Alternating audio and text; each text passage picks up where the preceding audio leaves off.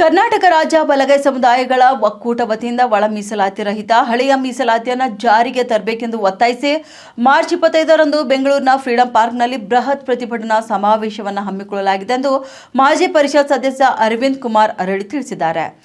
ಬೀದರ್ ಜಿಲ್ಲಾ ಪತ್ರಿಕಾ ಭವನದಲ್ಲಿ ಪತ್ರಿಕಾಗೋಷ್ಠಿ ನಡೆಸಿ ಮಾತನಾಡಿದ ಅವರು, ರಾಜ್ಯ ಸರ್ಕಾರ ಜಾರಿಗೊಳಿಸಲು ಹೊರಟಿರುವ ಈ ಒಳ ಮೀಸಲಾತಿ ಅವೈಜ್ಞಾನಿಕತೆಯಿಂದ ಕೂಡಿದ್ದು ಇದರಿಂದ ಬಲಗೈ ಸಮುದಾಯಗಳಿಗೆ ಅನ್ಯಾಯವಾಗಲಿದೆ ಎಂದು ಹೇಳಿದರು. ನಾಗಮೋಹನ್ ದಾಸ್ ಅವರು ತಯಾರಿಸಿದ ಒಳ ಮೀಸಲಾತಿ ವರದಿ ಅವೈಜ್ಞಾನಿಕತೆಯಿಂದ ಕೂಡಿದ್ದು ಈ ವರದಿಯಿಂದ ರೋಸ್ಟರ್ ಪದ್ಧತಿಯಲ್ಲಿ ಬಲಗೈ ಸಮುದಾಯಗಳಿಗೆ ಅನ್ಯಾಯವಾಗುತ್ತಿದೆ. ಅವಕಾಶ ವಂಚಿತ ಸಮುದಾಯಗಳ ಇನ್ನಷ್ಟು ಅವಕಾಶಗಳನ್ನು ಕಸಿದುಕೊಳ್ಳುವಂತಾಗಿದೆ. ಆದ್ದರಿಂದ ರಾಜ್ಯ ಸರ್ಕಾರ ಜಾರಿಗೆ ತರಲು ಹೊರಟಿರುವ ಒಳ ಮೀಸಲಾತಿಯನ್ನು ಕೈಬಿಡಬೇಕೆಂದು ಒತ್ತಾಯಿಸಿ ಬಲಗೈ ಸಮುದಾಯಗಳ ಒಕ್ಕೂಟದ ವತಿಯಿಂದ ಬೆಂಗಳೂರಿನ ಫ್ರೀಡಂ ಪಾರ್ಕ್ನಲ್ಲಿ ಬೃಹತ್ ಹೋರಾಟವನ್ನು ಹಮ್ಮಿಕೊಳ್ಳಲಾಗಿದೆ.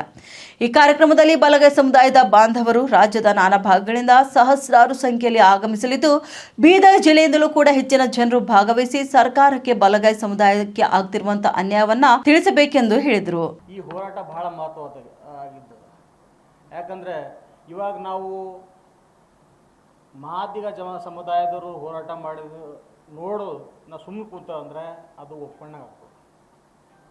ಈಗಾಗಲೇ ನಾವು ಹಲವು ಸಾರಿ ಸರ್ಕಾರಕ್ಕೆ ಒತ್ತಾಯ ಮಾಡಿ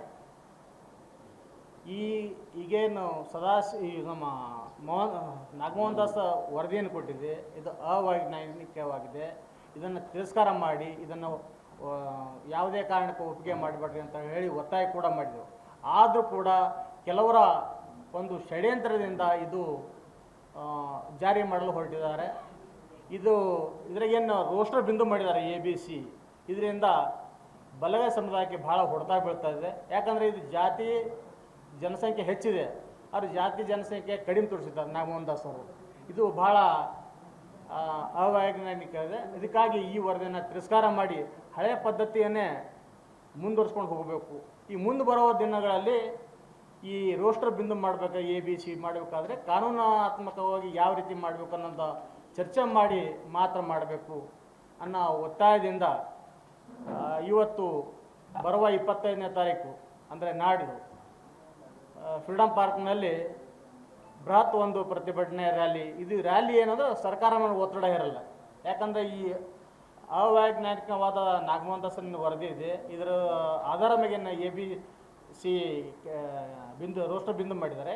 ಇದನ್ನು ರದ್ದು ಮಾಡಿ ಹಳೆಯ ಏನು ಮಾಡಬೇಕಂತ ಈಗಾಗಲೇ ರಾಜ್ಯಪಾಲರು ಒಪ್ಪಿಗೆ ಕೊಟ್ಟಿದ್ದಾರೆ. ಇನ್ನು ಈಗ 54,000 ಏನು ಹುದ್ದೆಗಳನ್ನು ಭರ್ತಿ ಮಾಡಲಿಕ್ಕೆ ಅವಕಾಶ ಕೊಟ್ಟಿದ್ದಾರೆ. ಅದೇ ಪದ್ಧತಿಯನ್ನು ಮುಂದುವರ್ಸ್ಕೊಂಡು ಹೋಗ್ಬೇಕು. ಯಾಕಂದರೆ ಈ ಹೊಸ ರಿಸರ್ವೇಷನನ್ನು ಈ 17% ಮಾಡಿದ್ದು ಇಂಪ್ಲಿಮೆಂಟ್ ಮಾಡೋಕ್ಕೆ ಸಾಧ್ಯ ಇಲ್ಲ. ಯಾಕಂದರೆ ಕಾನೂನು ಪ್ರಕಾರ 50%ಗಿಂತ ಹೆಚ್ಚಿಗೆ ಮಾಡೋಕ್ಕೆ ಅವಕಾಶ ಇಲ್ಲ.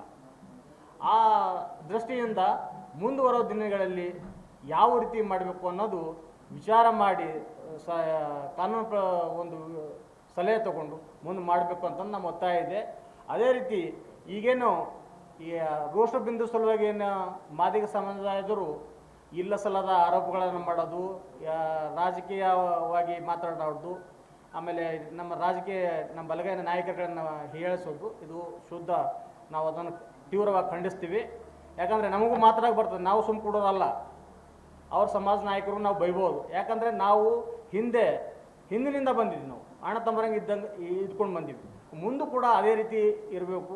ನಾವು ಯಾವುದೇ ಸಮಸ್ಯೆ ಇದ್ದರೂ ಕೂಡ ನಾವು ಇಬ್ಬರು ಕುಂತು ಬಗೆಹರಿಸ್ಕೊಂಡೇ ಸರ್ಕಾರ ಮೇಲೆ ಯಾವುದರ ಕ್ರಮ ಕೈಗೊಳ್ಳಕ್ಕೆ ಹೇಳಬೇಕು. ವಿನ ಯಾರೋ ಒಂದು ಬಂದು ಯಾರೋ ಒಂದು ಹೇಳಿಕೆಗೆ ಇವರು ನಮ್ಮ ಸಮಾಜದ ಸಚಿವರಿಗೆ ಆಗಲಿ ಹಿರಿಯರಿಗಾಗಲಿ ಬೈಯೋದು ಬಹಳ ತಪ್ಪದ.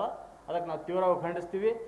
ಒಂದು ವೇಳೆ ಇದೇ ರೀತಿ ಅವರು ಮುಂದುವರೆದ್ರೆ ನಾವು ಮುಂದೆ ಕೂಡ ನಮ್ಮ ಜನಾಂಗ ಸುಮ್ಮ ಕೊಡಲ್ಲ. ನಾವು ಯಾವ ರೀತಿ ಉತ್ತರ ಕೊಡಬೇಕು ಕೊಡ್ತೀವಿ, ಅದು ಮತ್ತೆ ಬೇರೆ.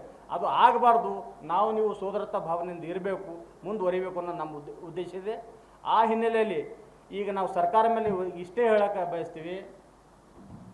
ಈ ಕರ್ನಾಟಕ ರಾಜ್ಯ ಬಲಗೈ ಜಾತಿ ಒಕ್ಕೂಟದ